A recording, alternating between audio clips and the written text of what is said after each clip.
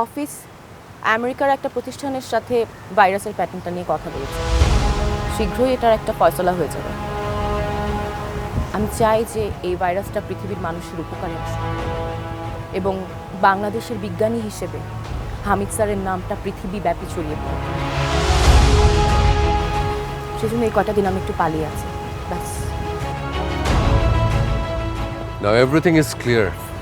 কিন্তু তোমাকে কে নিয়োগ দিয়েছে সেটা কিন্তু আমাকে ক্লিয়ার করলে না। তোমার অফিস। অফিস? তাহলে তুমি জানতে না কেন যে আমি এখানে কেন এসেছি? কারণ আমাকে ওসব কিছু বলা হয়নি। আমাকে শুধু অ্যাসাইন করা হয়েছিল যেন আমি তোমাকে যে কোনো বিপদ থেকে সেভ করি।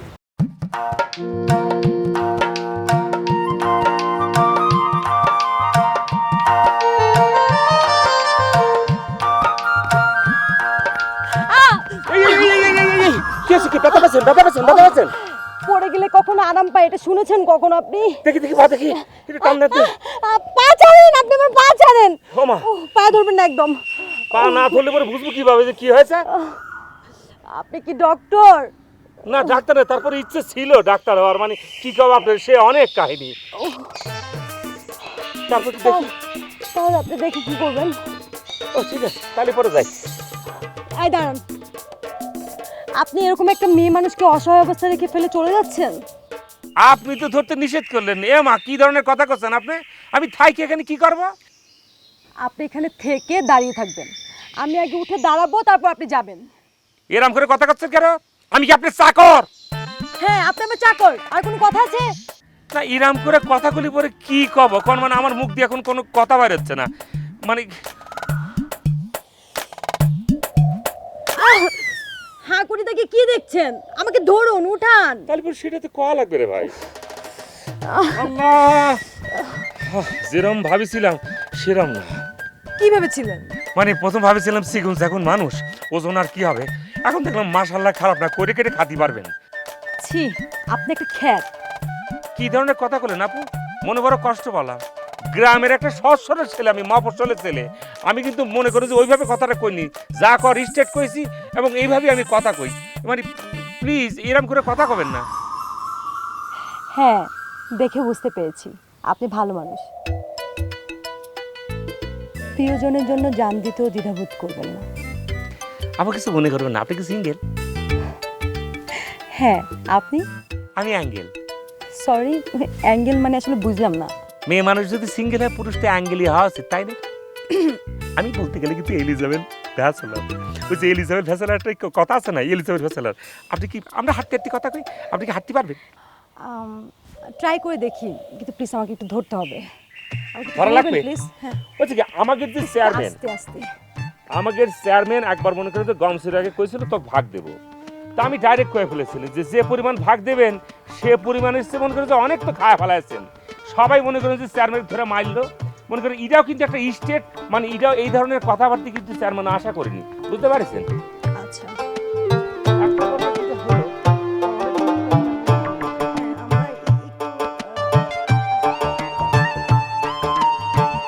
James, today I'm very happy. I'm the most happiest man in the world.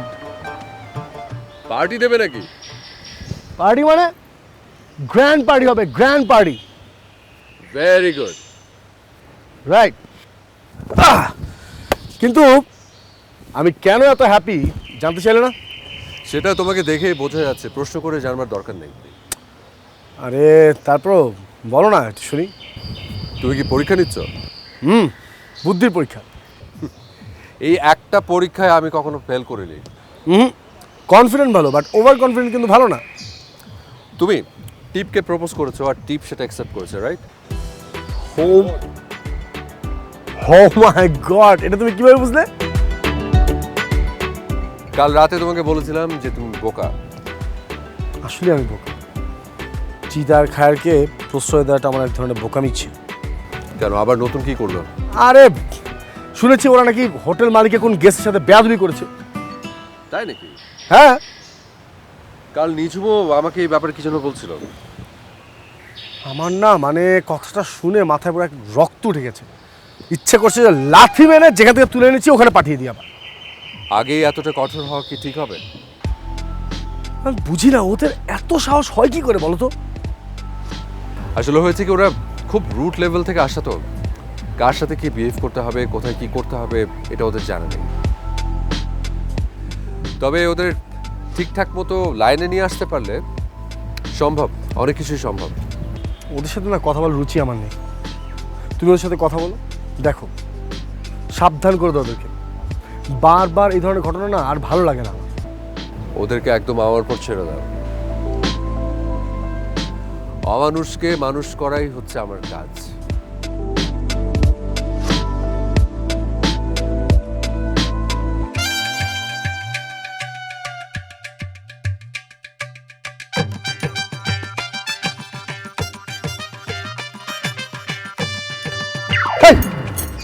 এই কি চোখ কি পকেটে নিয়ে ঘুরিস নাকি? চশমার নিচে কি চোখ নেই? এ কথা তো আমি করতে পারি। আরে বাবা, আমি তো মানে উত্তেজনার মধ্যে আছি, বুঝছিস? তা আমি মনে হচ্ছে কম উত্তেজনায় আছি। তোর আবার কিসের উত্তেজনা? আছে রে পাগলা, আছে, কিন্তু তোর উত্তেজনা কিন্তু ভালো না। নিজুম সাহেব কিন্তু এক প্রকার কমপ্লেন করে বসেছে, মানে শেষ পর্যন্ত দেখা যাবে নাকি হোটেল থেকে বাইর করে দিচ্ছে, মানে বুঝতে পারছিস তো? আরে রাগ, ওরে বেল দেওয়ার সময় আছে নাকি এখন? আমার কাহিনী শোন। তুই আগে আমার কাহিনী শোন। না, বুঝে ফেলেছি তোর কাহিনী আগে শুনতে হবে। বল কি হয়েছে বল। দেখ রে গাদা, বয়স তো কম হলো না, কিন্তু মনের মতো মানুষ না পাওয়ার জন্য শেষমেশ বিয়েটাই হলো না। তুই আবার কাকে বিয়ে করবি? তোমার টেনশন করা লাগবে না, আমার পাত্রে আমি পায়ে গেছি। করছিস কি? তাই নাকি? আমার তো একই অবস্থা। এই তুই আবার কার বউয়ের প্রস্তাব করেছিস? তোর কারণে শেষমেশ মার খাওয়া লাগবে না রে। এই কি বাজে কথা করছিস? আমি কিসের জন্য অন্যের বউকে প্রস্তাব দেবো? আমি একটা ভদ্র ঘরের সন্তান, আমার কি মান সম্মান নেই? তালি পরে কি? আরে বাবা রে, তুই তোর বিয়ের জন্য মেয়ে পেয়েছিস, আমার কথা তো তুই ভাবিসনি। তুই যদি আমার ভাবনা অনুসারে চলতি তালি পরে ভাবতাম। এখন আবার কি একাম করেছো তুমি?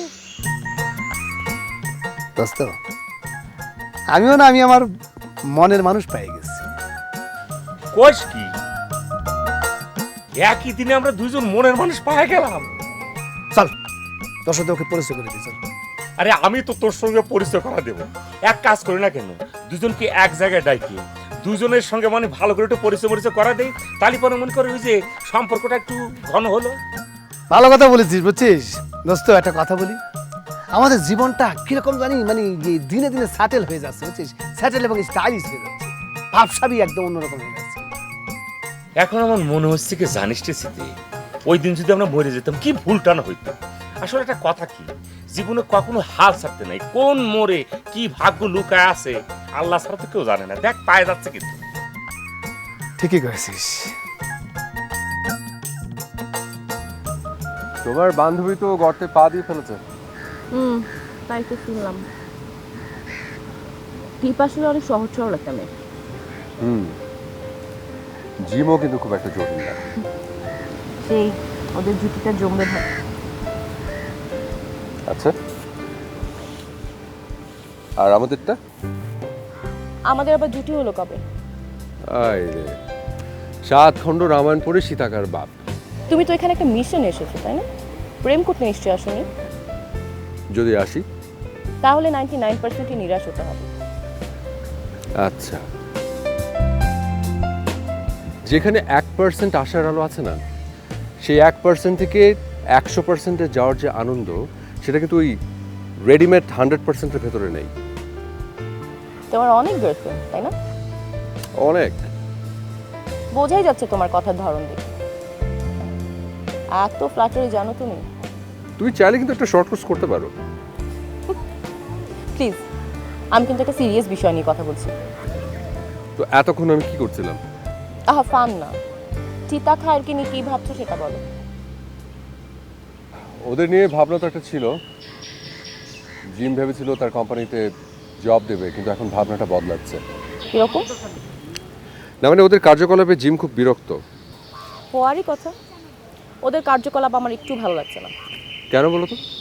তোমার সাথে ওরা কিছু করেছে নাকি? না না, আমার সাথে কিছু করেনি, কিন্তু সারাদিন কোথায় কোথায় ঘুরে বেড়ায় কেউ জানে না। এই ধরনের লোকজনদের বিশ্বাস করা একদমই উচিত না। যে কোনো সময় কারো বিপদে ফেলতে পারে। তা পারে, কিন্তু একবার যখন রিস্ক নিয়ে ফেলেছি তখন ওদের দায়িত্ব কিন্তু আমাদের ঘাড়েই পড়ে। জিম ওদের থেকে মুখ ফিরিয়ে নিলেও আমি অন্তত একটা সুযোগ ওদের দিতে চাই। তার মানে তোমরা একে অপরের চেনো? হ্যাঁ, তোমরাও যেমন বন্ধু, আমরাও তো তেমন বন্ধু। আমরা দুজন বেস্ট ফ্রেন্ড। তো আমরাও তো বেস্ট ফ্রেন্ড। ওরে খাই দেখেছিস, খাপের কাপ মর্জিনের বাবা একদম মিলে গেল। আচ্ছা জিতে, আমরা যে স্বপ্ন দেখেছিলাম তাহলে পরে কি আমাদের স্বপ্ন সত্যি সত্যি সফল হতে যাচ্ছে? আমার স্বপ্ন যে সত্যি হলো স্বপ্ন? কিসের স্বপ্ন? সেটাই তো, আপনি আমাদের না দেখে স্বপ্ন দেখে ফেলেছেন। ও বাবা, স্বপ্নকে আগে দেখতে হয় নাকি? স্বপ্ন তো না দেখি দেখে। আমি আপনাকে বুঝাই করছি। না না, আমি বুঝে করছি রে জিতে, কি কব আমি, মানে লজ্জাই লাগছে। তারপরে কই, আমি আর স্মৃতি আমরা সবসময় ল্যাকটাকাল থেকে একটা স্বপ্ন দেখে আসতেছি যে আমরা দুজন হব ভাইরা ভাই। আমরা যে দুজনকে বিয়ে করব মানে তারা দুজন বোন হবে। এখন দেখতেছি বোন না হলেও মানে মানে এক প্রকার তো মানে আপনার তো বান্ধবী, তাই না? কি আজীব কথাবার্তা। আমার কাছেও না বিষয়টা খুব অদ্ভুত মনে হচ্ছে। অদ্ভুত? এই অদ্ভুতের কি আছে? শোনেন, এই মনে করেন যে ভিতর থেকে চালি পরে সব পাওয়া যায়। গান শুনেননি? কাফিরে না কালিয়াতে বাবা তোমার দরবার। আমি তো হাতে হাতে প্রমাণ পেয়ে গেছি। শোনেন, ও সরি, শোনো, আলাপ পরিচয় যখন হয়ে গেল তাহলে পরে আসল কথাটা এখন বুঝলেই ফেলি। হ্যাঁ, আসল কথা মানে? তার মানে কি তোমরা তখন নকল কথা বলে যাচ্ছিলে? এই সে, কি কস? এই তোমার বান্ধবীতে বোকা শুনলি নাকি? হ্যাঁ, খায়ের। আরে বাবা, আমি বলেছি যে এতক্ষণ যা বলেছি সেটাও কিন্তু আসল। তবে এখন যেটা বলবো সেটা আরেকটা আসল কথা। কথাটা খুলে বলবো। রিলেশন হচ্ছে গিয়ে দুনিয়ার সবচেয়ে দামি বস্তু। আগে যেরকম দামি ছিল কি জমি জমা টাকা পয়সা ধন দৌলত, হ্যাঁ, ওই জমি জমার দাম এখন কমে গেছে। এখন দাম হচ্ছে রিলেশন। ওই জমি জমা দাম দিয়ে কেনার পর কি করতে? রেজিস্ট্রি করতে। সেরকম রিলেশনের রেজিস্ট্রি করতে হয়, নারী পরে বিপদ আছে। এজন্যই আমরা যেটা চাচ্ছি, মানে আমি আমার কথা সুন্দর করে কয়ে দিচ্ছি, সেটা হচ্ছে গিয়েছে আমরা তোমাদের সঙ্গে রিলেশন করব, সম্পর্ক করব এবং সেটা হচ্ছে রেজিস্ট্রি করি। সাইন করে ফেলতে হবে একটা। তোমাদের দুজনেই সাইন করা না, আপত্তি থাকলে কয়ে দাও। মোটেও কোনো আপত্তি নেই। আমি তো তোমাকে রিয়েল ম্যানই মনে করেছি। ইস কি শক্তি চাচ্ছে গো। আর আমার কাছে তো তুমিই সেরা। বাকু মা কে খাচ্ছ? কিন্তু শোনো, আমাদের কিন্তু কথা এখনো শেষ হয়নি। আমাদেরও কিছু আসল কথা আছে। দেখো আমাদের বংশ পরিচয় কি, সেটাই তো দেখো। আমাদের বংশ পরিচয় কি? আমরা কি মির্জাপুরের বংশধর, নাকি চৌধুরীর বংশধর, নাকি আহমেদের বংশধর, সেটা আমরা কেউ জানি না। এখন আমাদের কথা হচ্ছে কি, আমরা দুজন যে ভালো ছিল সেই বিষয়ে কোনো সন্দেহ নেই। দেশে ফিরে আমরা একটা চাকরিতে জয়েন করব। একজন আমাদের কথা দিয়েছে, সে চাকরিতে ঢুকি আমরা আরও বেশি ভালো হয়ে যাব এবং বেকারত্ব দূর করবো, তাই না রেজিতে? চাকরি? চাকরি করে কয় টাকা বেতন পাবে? ও বাবা, প্রথমে টাকা খোটা মারি দিলে নাকি? টাকার খুঁটা দিতে যাবো কেন? আমরা তো তোমাদের বিয়ে করবই, তার পাশাপাশি তোমাদেরকে একটা অফার দিচ্ছি। কিসের অফার? ওই যে একটা গেলে তিনটে ফিরি। চাকরি করে যা সামান্য টাকা পাবে তা দিয়ে তো কিছুই হবে না। তার থেকে বরং যদি তোমরা কোটি টাকা পাও তাহলে কেমন হয় বলো তো? নিজেরাই কোম্পানি খুলে অন্যকে চাকরি দিতে পারবে। কোটি টাকা? কোটি টাকা? মা, মাগো, মাগো, মা, মা, কতদিন দেখিনি মা। মা, কি হলো? দন না, কি কাজ করতে হবে বলেন তো? কি কাজ? কি কাজ? ওয়েট ওয়েট ওয়েট, বলবো সবই বলবো। বাট তোমরা আগে ডিসিশন নাও যে তোমরা কাজটা করতে পারবে কিনা, ওকে? আর হ্যাঁ, চট করে ডিসিশন নেওয়ার কোনো প্রয়োজন নেই। আগে চিন্তা করো, সময় নাও, ভাবো, দেন কাজটা করো। কাজলাম কি কাজটা আমাদেরকে রিস্ক আছে নাকি? তেমন রিস্ক নেই, কিন্তু কোটি টাকার কাজ যেহেতু একটু রিস্ক তো থাকবেই। দেখো তোমরা কি করবে, আমাদের জানিও।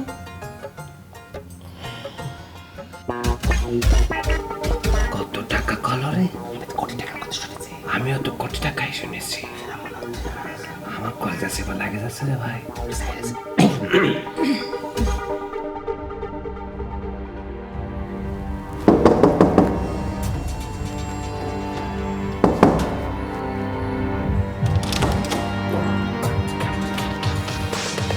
তুমি কি কোথাও বেরোচ্ছ? হ্যাঁ, চলো ড্রপ করে আসি। তার আর দরকার নেই। আমি ট্যাক্সি করে চলে যাব।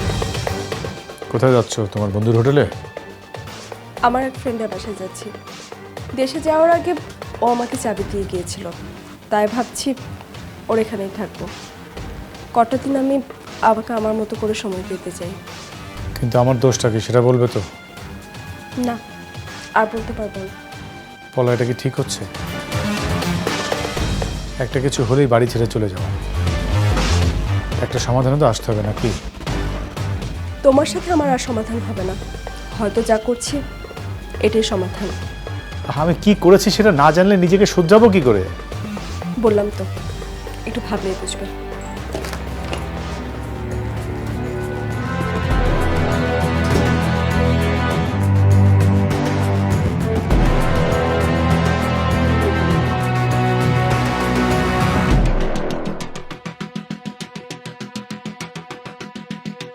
আয় চিতা, এদিকে এসো। ভাইজা ডাকিছে না ওকে? কই থাকো সারাদিন? ও কাজ না থাকলে যা হয় ঘুরোঘুরি করতেছি। তবে যা বলেন ভাই, আজকের ঘুরোঘুরিটা কিন্তু আমার জন্য খুব সার্থক হয়েছে। আমার জীবনটা আজকে ফুরফুরা লাগতেছে, একটা মনে মানুষ খুঁজে পেয়ে গেছি ফালতু আমি। কথা একদম বন্ধ। হ্যাঁ, তুমি নাকি একটা মেয়েকে বিরক্ত করছো? ও বাবা, কছেন কি? বাতাস কত মাইল ব্যাগে চলতেছে বলেন তো? আপনার কাছে এই খবর পৌঁছে গেছে? এটা আবার খবর কোত্থেকে? এটা হচ্ছে কমপ্লেইন। আমি যদি আর কোনোদিন কোনোভাবে কারোর কাছে তোমার নামে কমপ্লেইন শুনি, তোমার কপাল কিন্তু খারাপই আছে। ভাইজান, আপনাকে একটা কথা বলি, এটা একটা ভুল বুঝি হয়েছে। আচ্ছা আপনি বলেন, আপনি দেখেছেন কিনা আমি জানি না, ওই মেয়ের মধ্যে কি আছে বলেন তো, ওকে আমি বিরক্ত করবো? আমি যা বলছি সেটা মাথায় ভালো করে গেঁথে নাও। এক্সকিউজ মি ভাইজান, কোনো সমস্যা? ও কোনো ফাউল কাজ করেছে? কি করেছে ও? এই কি করেছে? সমস্যা করেছে সেটা ওকে বলেছি। ওকে বলেছেন আপনি? ওকে কি বলবেন আপনি ভাইজান?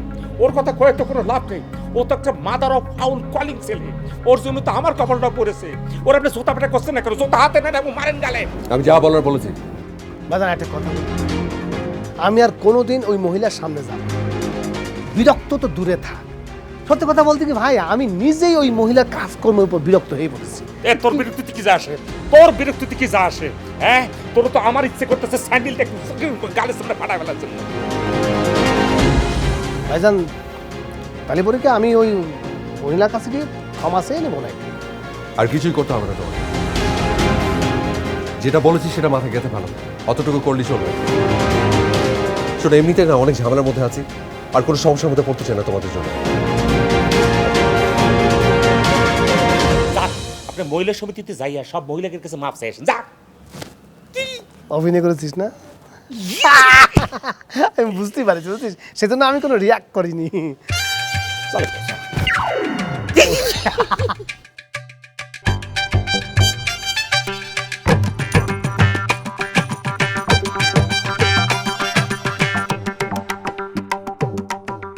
না না, সিরিয়াসলিতে এটা কোনো ঠাট্টা না। তুই যেভাবে কইছিস যে আমি অভিনয় করেছি ওখানে, তা কিন্তু না। তোর আমি ঘরে এসে ধরবো বলে আমি ঠিক করেছি। তোর জন্য যে পরিমাণ গালাগালি যা করলো না, মান সম্মান কিন্তু আর থাকলো না। রাখ এসব জাজ ম্যানেজার কি বেল আছে নাকি? ওইসব পাত্তা দিয়ে কি শীতে চলে নাকি? এখন শীতে বাঘের মতো চলবে। এই ভেল নাই মানে কি? কি ধরনের কথা করছিস তুই? এরা আমাদের চাকরি দিবে, এরা আমাদের খাওয়াচ্ছে, এরা আমাদের দেশে নিয়ে একটা নতুন জীবন উপহার দিবে। তাহলে পরে কি এদের কি অবমাননা করা ঠিক হবে আমাকে?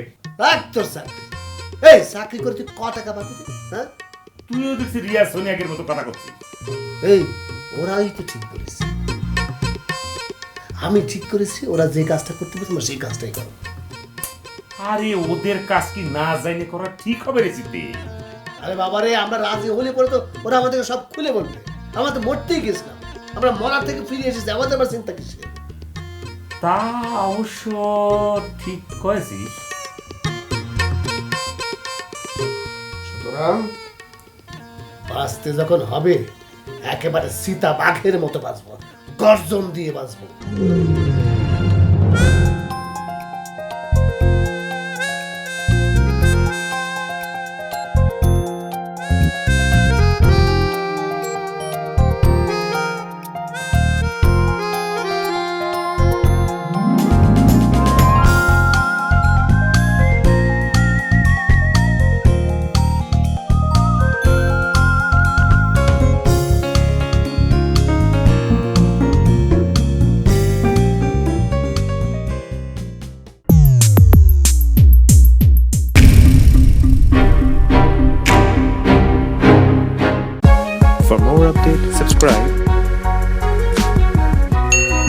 press the bell icon on YouTube app and never miss another update.